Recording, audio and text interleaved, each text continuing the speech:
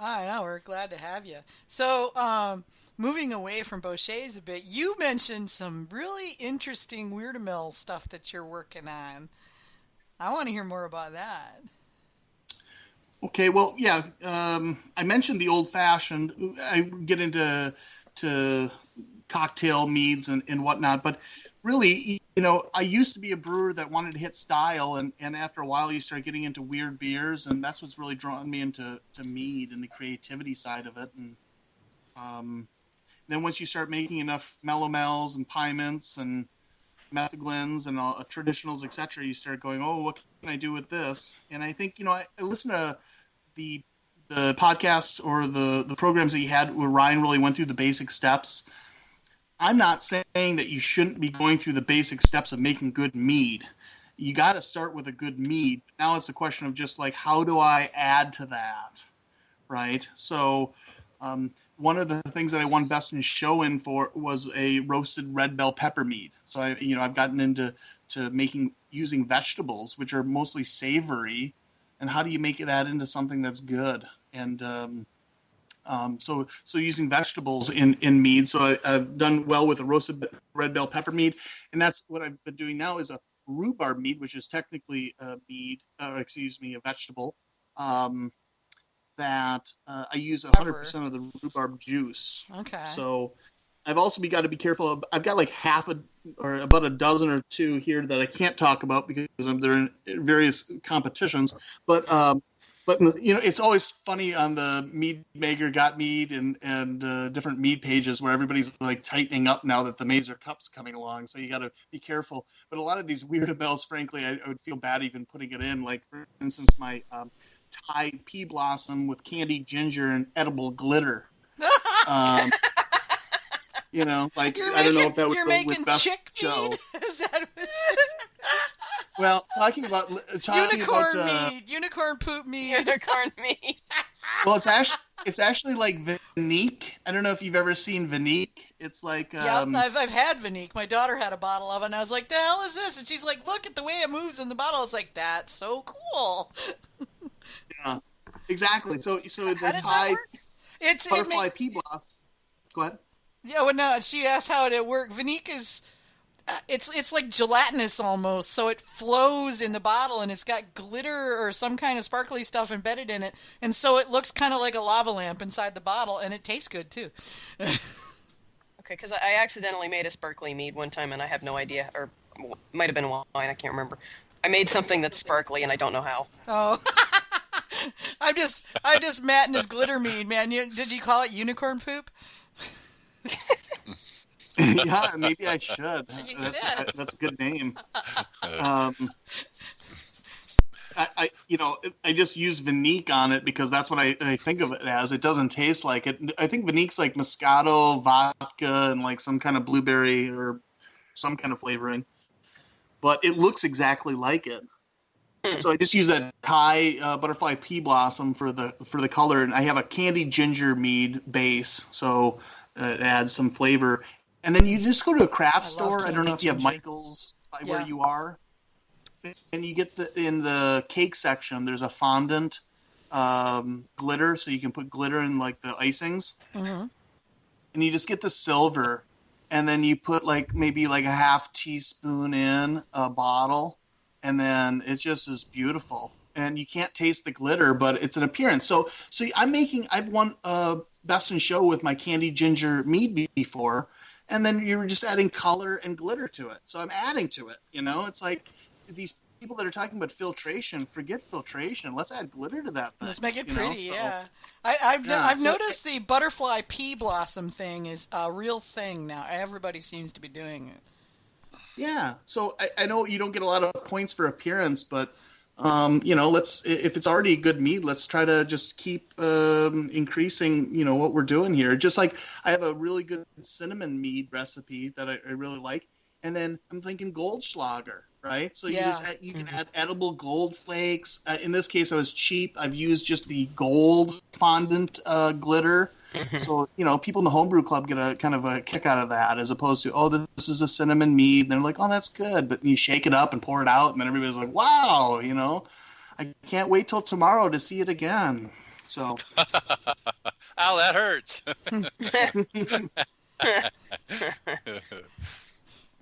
Did you guys see the glow-in-the-dark mead a while back? Glow in the dark mead? Seriously? There was a glow-in-the-dark mead. A scientist made something that glows in the dark.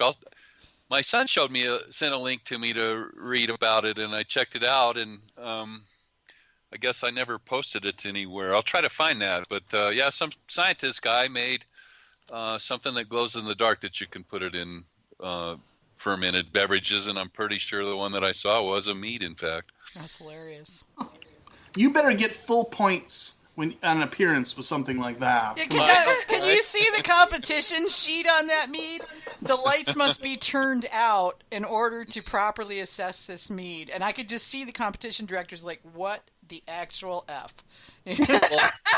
So you know those I wouldn't say they're lime green, but they're the green glow sticks that you can break for your kids to run around with at Halloween. Or it was very much that kind of the citrus color green. But yeah, it was. If you're going for short duration, you can get something that's not like actually phosphorescent and is a chemical reaction that causes it to glow. Okay, that makes a little more sense than. Yeah. I'd be leery of eating anything that's permanently glow in the dark, though. Yeah. Right. No, I think it was along as you mentioned, the phosphorescence base. Yeah. I'll see if I can find that I'll get that from my son, and I'll put it on the web tomorrow if I can get it. Yeah, Sergio says he wants to drink a bunch of the glitter mead and just wait till he has to pee. I hope it doesn't come out in his urine. Oh, that would God. be gross. I don't think means it his can. kidneys are totally shot. Yeah. I don't think we're built that way. I don't think so. Still funny picture, but yeah. I also like how AJ says she'd be leery of drinking any kind of glow-in-the-dark mead. I can't wait until we're like after the Mazer Cup at like 2:00 in the morning, and she's like, you know what? The hell with it, I'll try it. I gotta share a room with her. Let's not get too crazy here.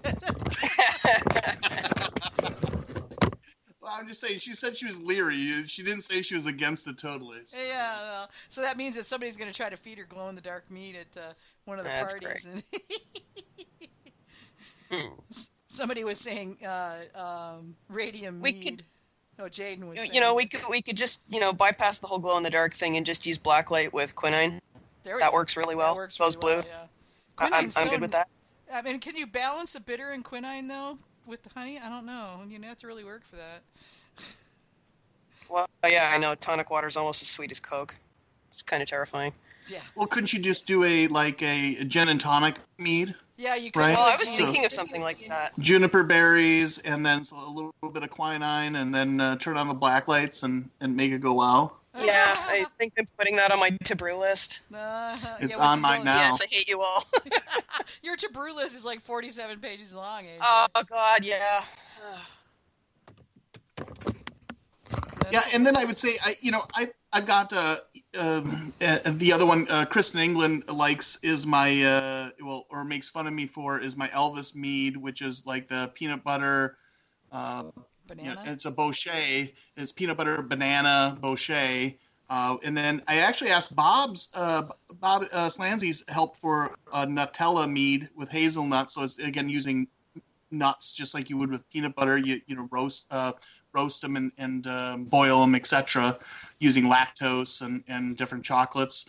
So I'm really getting into a lot of nut meads lately as well, and that's really been exciting for me. But yeah, they're fun. I had some of Sergio's pecan pie, and which in my brain still it's got a different name, but my brain, because he's from New Jersey, says pecan about it. In my brain, that's what it always is. But it was amazing. It was utterly amazing. Disappeared very quickly. Yeah, I think, bouchets are exciting. Some nut meads are not so good, but I think they certainly have their place. And they've been around for a long time. I don't think it's groundbreaking, but in the same token, using different types of nuts with different types of flavors, like a Nutella or something like that, I think is kind of fun. So yeah, you can keep the Nutella meads. I hate hazelnut, man. Not for me. Not my thing. I've never been able to like it. I like most of the other nuts, but hazelnuts just don't. Ugh. They don't work. Just a reminder. to anybody who's bringing any nut meads to Mazer Cup, please label them clearly. Yes, Some of label us them have clearly. allergies. Yeah. Of course. Unless I put a glow stick in it, then Fine. We're not going to say because we want to see you glow in the dark. You know, it'd be 3 o'clock in the morning. She's coming out of the bathroom going, "Motherfucker!" I was like, "Oh no, you didn't."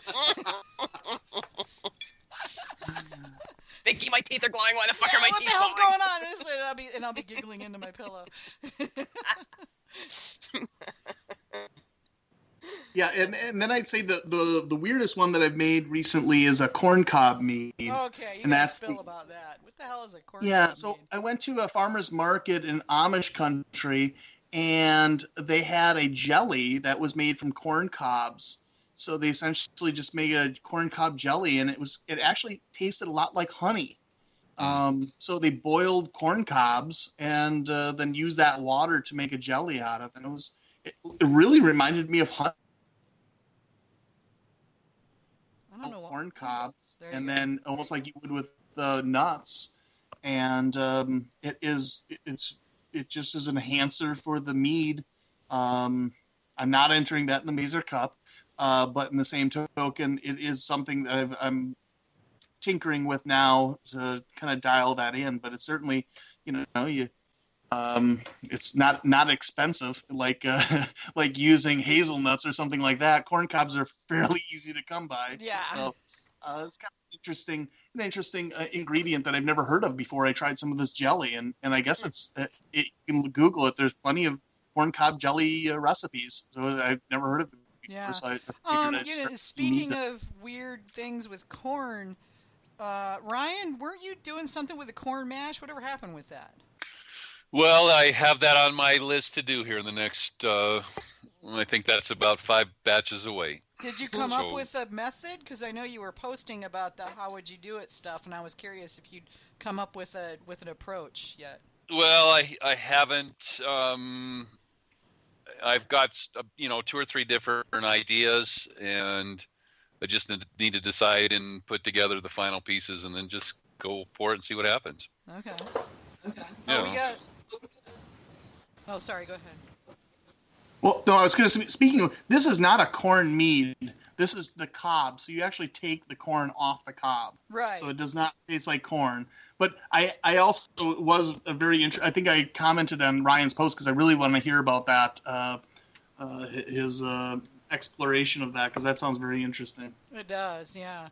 We've got a question on bananas. Chris Hodge is asking, can you give a pointer to using bananas? I'm about to pitch into a banana tea must.